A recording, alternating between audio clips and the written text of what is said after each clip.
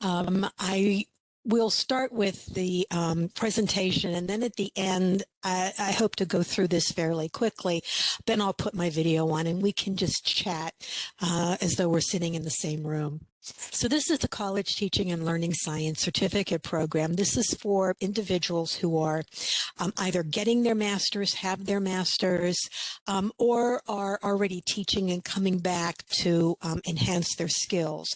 So individuals who want to teach and are preparing in the graduate program, those who might be in the workforce and are thinking of a second career or retiring and thinking, oh, wouldn't it be great to be an adjunct in a college classroom, kind of transitioning to a new position.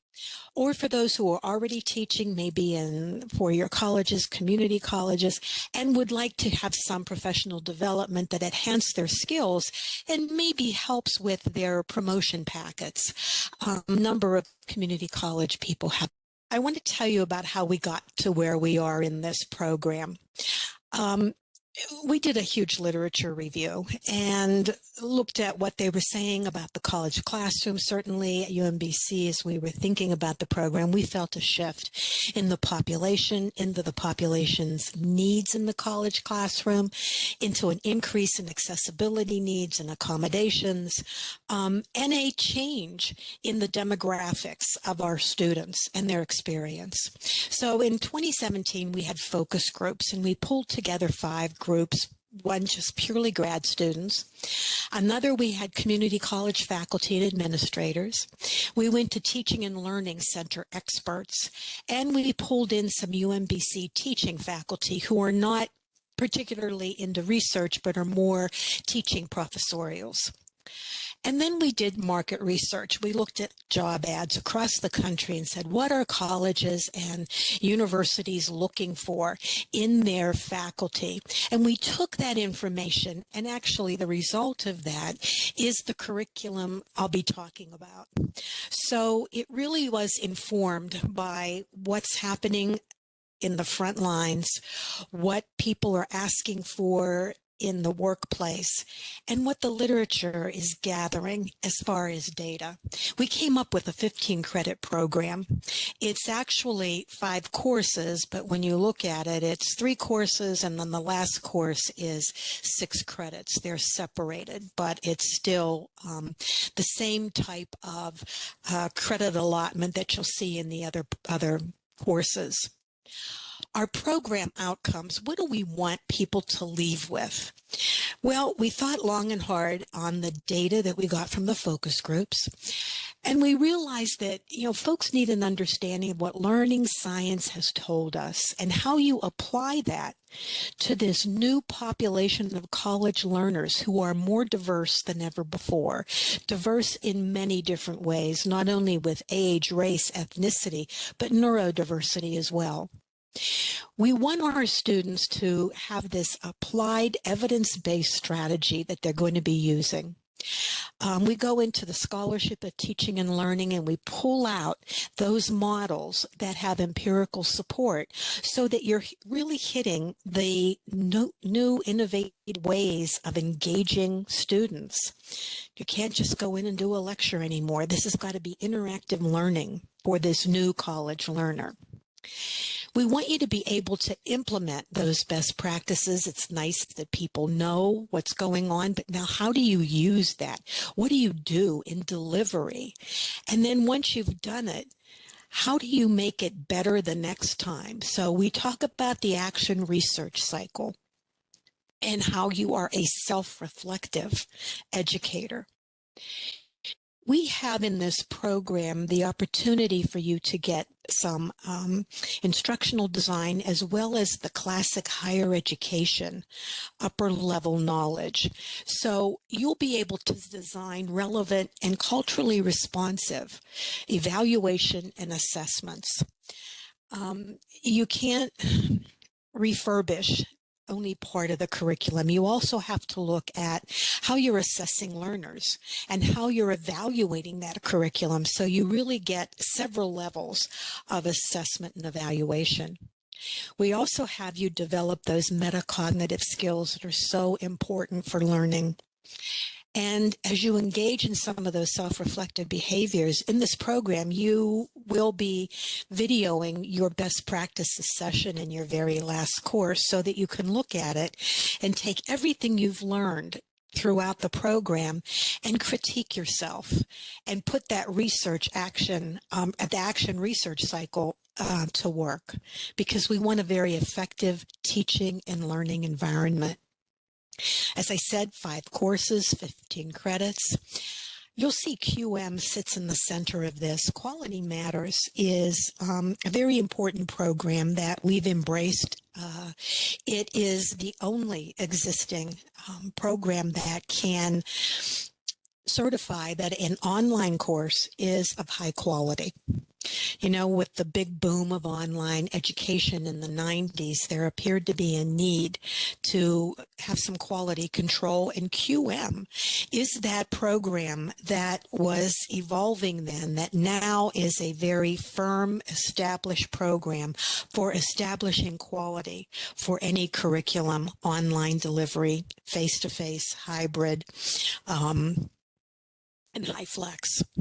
So that is infused throughout our program. But while you're here, we take you through that QM certification in their rubric, the applied rubric for quality.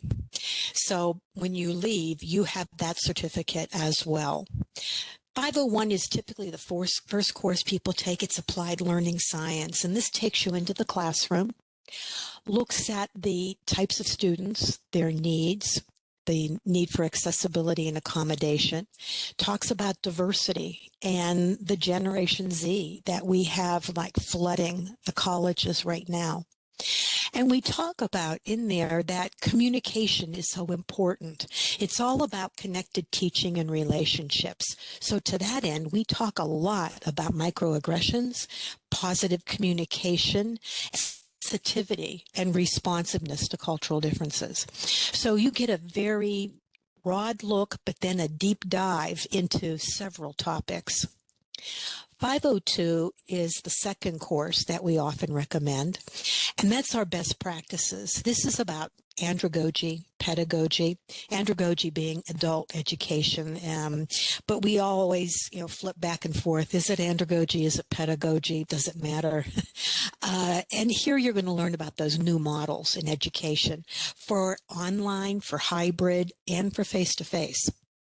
So these practices empirically supported. We talk about the use of the learning management system and technology, how technology has really enhanced higher education offerings.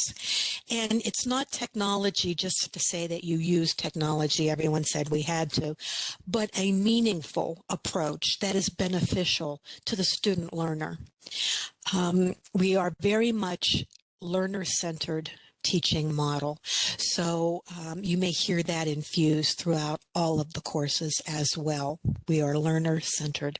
503 is that assessment and evaluation course that really looks at assessing that learning from the individual student to the learning of the entire class, to looking at how that course then fits into the entire curriculum, how that curriculum fits into the total program the student is in, and then how that responds to the functional competencies your college or university says they want all students to leave with. So you get that very deep look at how to build an authentic assessment of learning in your course, but also to appreciate how that then delivers information up the chain all the way up to the functional competencies for the university. It's a very interesting course. I think for some educators who've been teaching for many years, it's the course where they say, oh gosh, I guess I need a blueprint that speaks to my learning objectives. And my learning objectives have to be measurable. So I'm backing into it now to develop an authentic assessment that really hits at what the students did learn. 504A and B are the last courses. I said it's 15 credits. This is 6 credits altogether, 504A and 504B. It's a college teaching practicum that you'll have, plus a seminar. And the practicum is done in any agency you want, in any modality. And by that, I mean, if you want hybrid, if you want online, if you want face-to-face. We work very hard to match you up with a mentor who is very important in that agency to, verify what's going on in the course.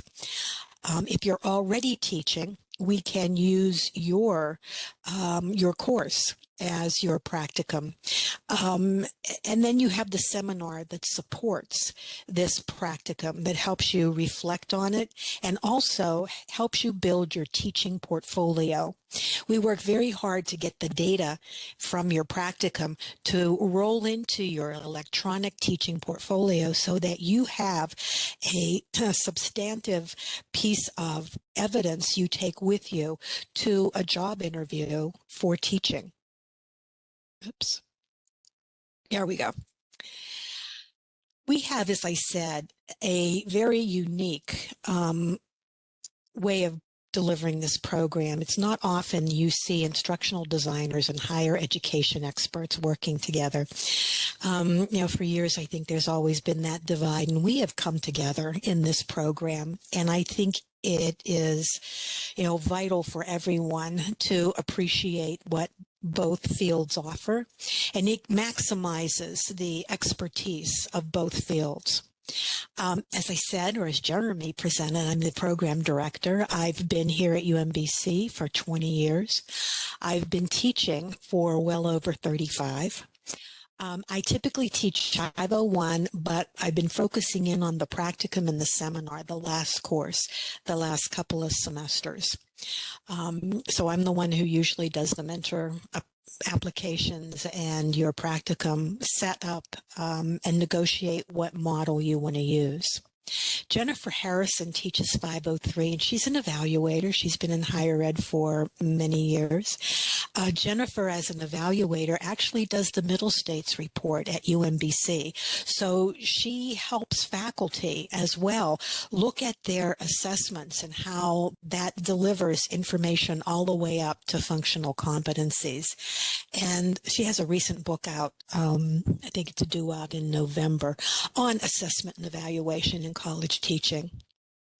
Mary Ann Hawken is our faculty who does 502 best practices. She is also an instructional designer, and I want to say Blackboard administrator is probably the old term for it, but she manages the instructional technology at UMBC. Her work in 502 is spot on. She has her hands in all the innovative practices. You'll learn about different software you can use in your course. You learn about the learning management systems and why it's so important to focus in on learning analytics. And as you're using technology to identify students who are having issues very early on.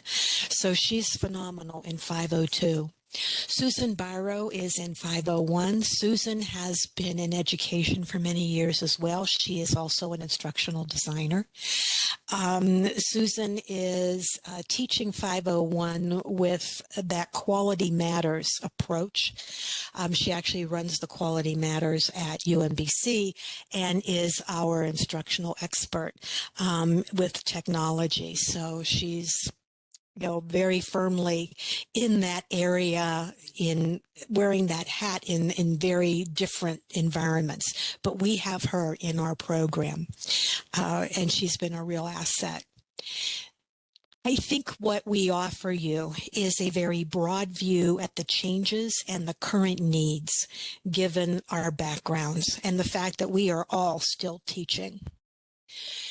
Admission requirements, a master's degree in any discipline, or you could be in a grad program, or you could be in a BS to MS program, or you could have your PhD and want to come back and do this. It's fine. GPA, we ask of 3.0 or higher. Of course, no GRE scores. What's more important is we want to see a focus statement. We want you to come into this program because it meets your needs. So if you can articulate how the certificate is going to put you on your career trajectory, that is essential. We want to make sure that this is a good match for you and for us. We're going to work with you as much as possible with time and your other commitments to make this happen. Would like to see relevant prior life and/or work experience or academic preparation. Lots of master students who have not been in the workforce yet, who have not actually taught, and would still like to come into the program. That is fine. We will get you the experience. Your practicum is going to beef up a lot of that experiential data that maybe you don't have yet. We like to hear about positive ratings and recommendations, so we ask for 2 professional recommendations. And it could be a peer who is teaching with you. It could be another graduate student who is TA'd with you. It could be a colleague at the university who teaches with you. Whatever works out is fine. Just someone who knows you and can give us a little insight into you. It actually helps us with understanding who you are and what kinds of needs will need to be responding to. Attach your resume if you have it, if you've had internships, any GA experience, or, as I said, if you don't have that, it's fine. We will work with you to gain some of that. Oops, sorry. Again, as I said, my mouse is just doing all sorts of things here. We opened this program during COVID. And as you can imagine, we were lucky to have 2 people actually want to start the program in fall of 20. And we've looked at our enrollment and figured, let's see what the barriers are. We know COVID has been, because it changed so many things. I mean, when you look at the impact of COVID, it goes much more further beyond our physical health. It hits the economy, it hits people's work life, etc. And what we've heard from our students as they've left, and we've had, 4 graduating classes, tuition remission is something that has been extremely helpful. I mean, the economy is a barrier. Tuition is always a barrier. So we encourage our applicants to look at their employer and see if there's any tuition assistance, tuition remission that you may have. If you're a graduate student already coming in under assistantship, you can take these courses as an elective and it will be covered under your regular scholarship. If you're a community college faculty, there's a $1,000 scholarship for you the first semester to encourage you and to maybe take a little bit of the heat off that maybe tuition remission doesn't extend that long. MHEC certification goes on your transcript. We know that's enticing from what our graduates have told us. You can do a course in teaching, you could do a TA-ship, but that doesn't really show as a firm certification on your transcript. This program will. Continuous improvement's necessary. So we look at our program and we have enhanced the diversity, equity, inclusion, and belonging content in our curriculum. You'll be exposed to some of the newer thinking, some of the issues now that are coming up with affirmative action given the Supreme Court ruling. You'll learn more about the action research cycle and some examples, and you'll get consultation on what you can do in your own courses. It used to be you could take a course in, say, fall of 23 and say, well, my friend's going to take it in spring 23, and you think she's going to get the exact same thing. That's poor education. That is not what we do. The research cycle tells us we go back and we look at what we need to change given the outcomes from the students. What pieces of that course, of the objectives, of the manner in which content is delivered, and in the assessment can be improved to increase student success. We have flexibility in our practicum models. I mentioned 504 is that practicum. You can go into a course. I find a mentor for you, whether it's at UMBC or elsewhere.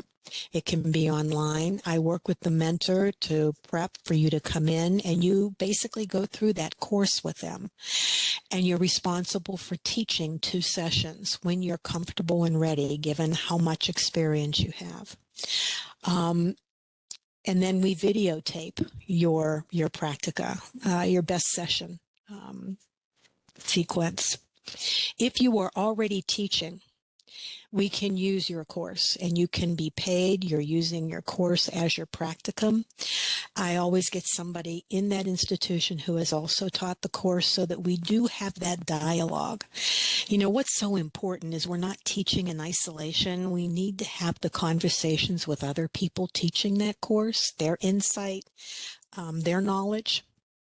You talk about connected teaching, the relationships not only with students, but with other faculty. So we really try to enhance that a little bit if you are going to use the course that you are already assigned to. Any other model you may want to approach? I've had grad students who have been hired because they have their master's to teach a course and they've never really taught, but they've TA'd for the course and they know it well. We can use that, but you're going to get a mentor in there as well.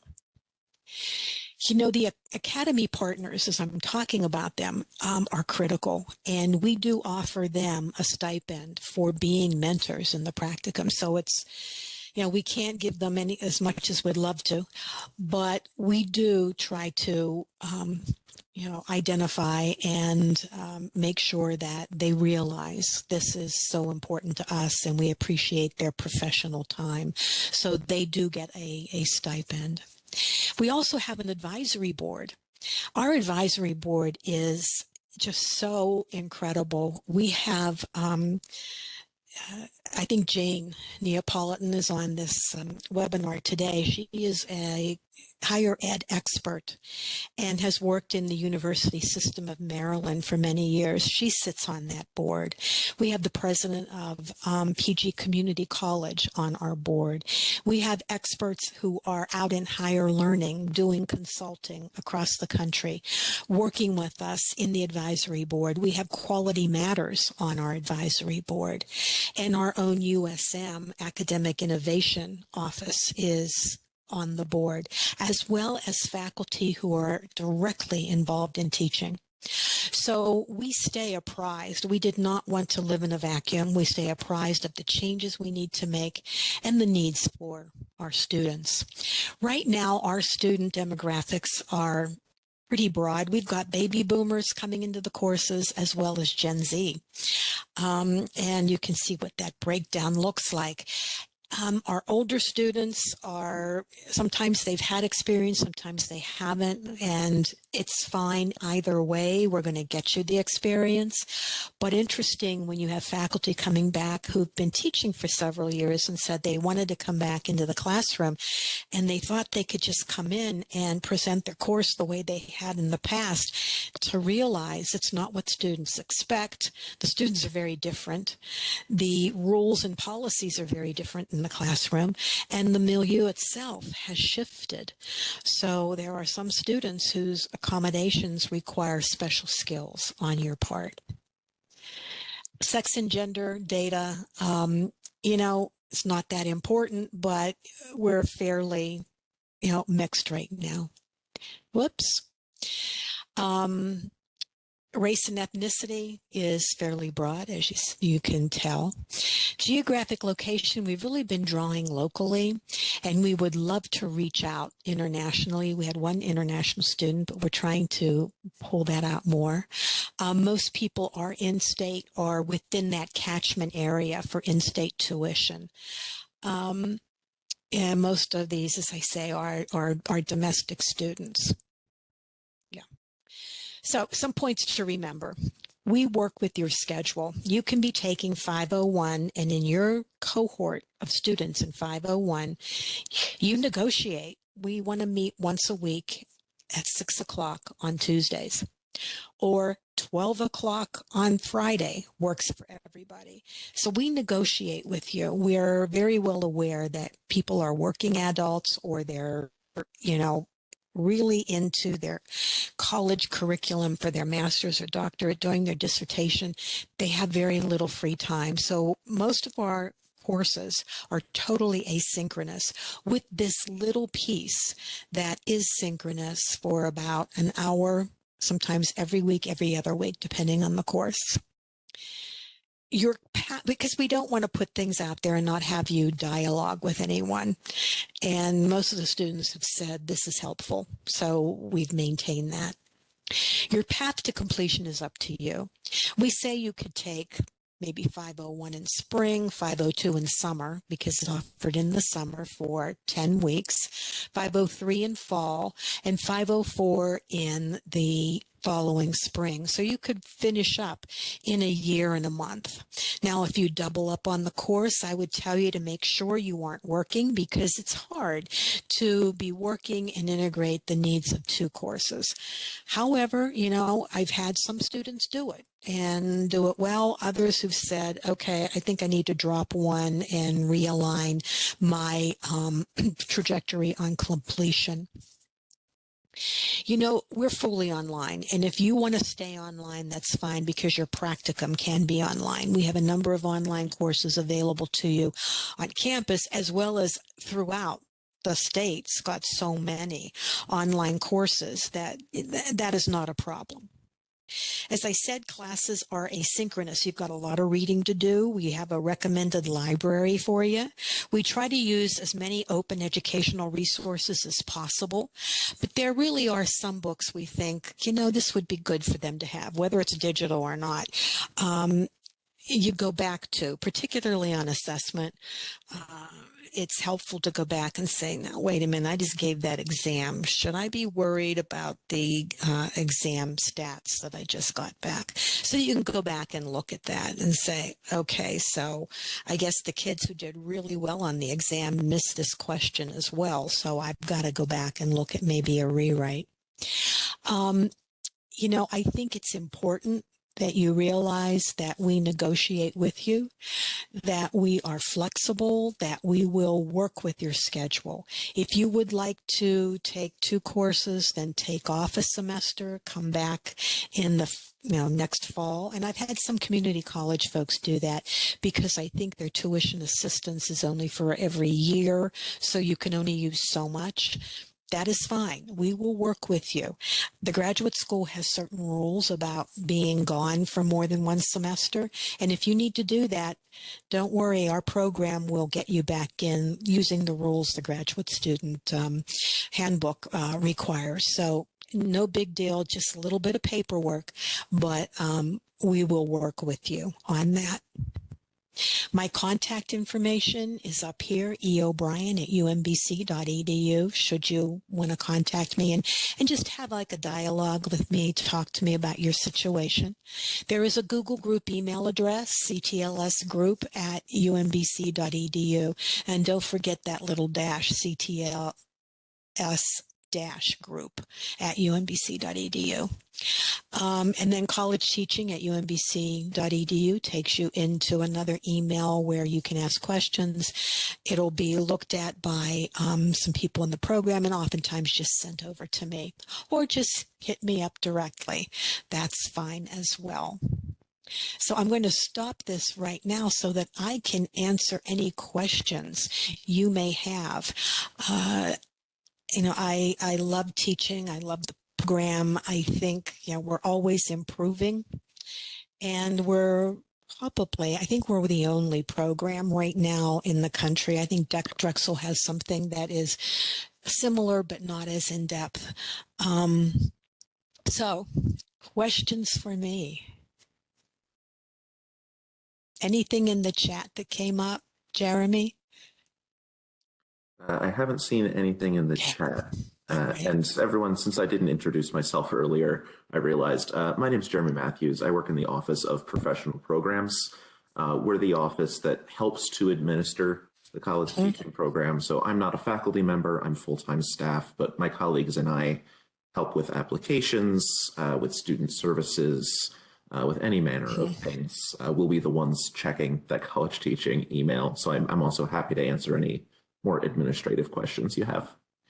Thanks, Jeremy. I should have mentioned that the program comes out of the Department of Psychology because of learning, sitting so deep into psychology.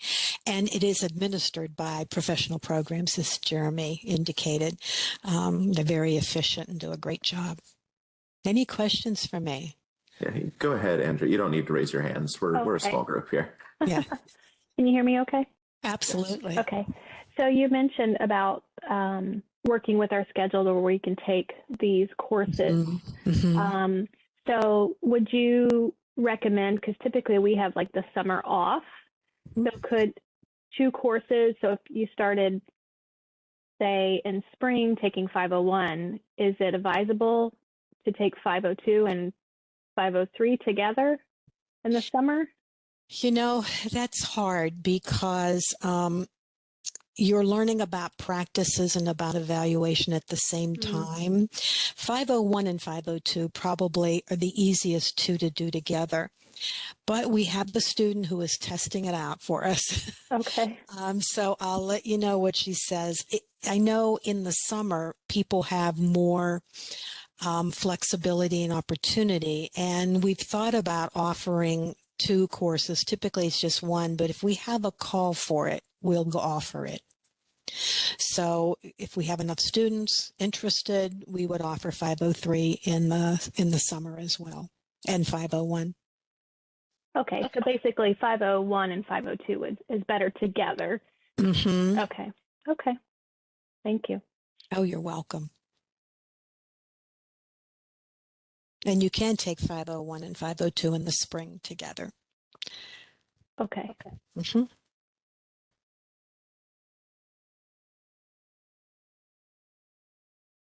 And you mentioned that $1,000 scholarship for the first semester. Yes. Uh-huh. Okay. Yeah, we wanted to encourage our community college participants because we realize, your tuition remission sort of caps out at a certain amount for that, teaching year. Yeah, great. That's awesome. Mm-hmm. And that community college faculty scholarship, we have now opened it for the spring. So if you're looking at joining the program this spring, you can apply to the program and to the scholarship. It's not automatic. We do ask you to apply to the scholarship, basically just to self-identify so that we know. And you submit demonstration that you work for a community college. A pay stub is fine for that kind of thing. Okay. Hello, hi, it's Tamar Gladden here. Hi, Tamar.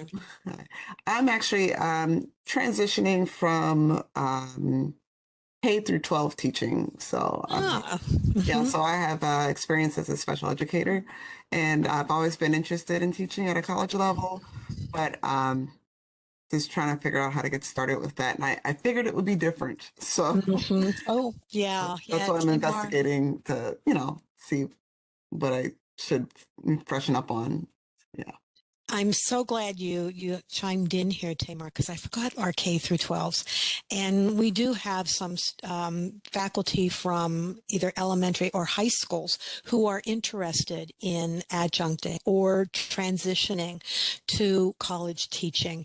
Their interest and some of their skills from secondary ed in particular is helpful, but it is a different situation in college.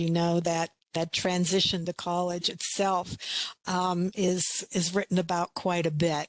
Is all of a sudden they're on their own and responsible. So what does this all mean?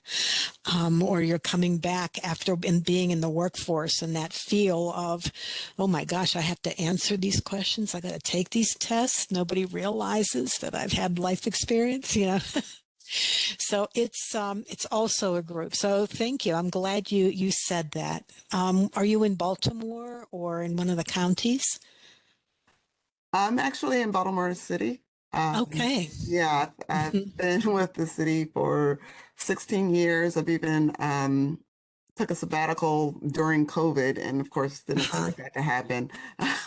But during that time, I wound up starting a homeschool. So just working with children who are able to come to my house one-on-one. But I've actually throughout the years, have kept in touch with some former professors of mine in different areas. Mm-hmm. And, so it's just a thought that I've, always had available. Well, that's great. That's great. Look forward to your application. That would be kind of fun to have somebody in with, particularly around accessibility and your experience with special ed. Yeah. Appreciate it. Thank you very much. Mm-hmm.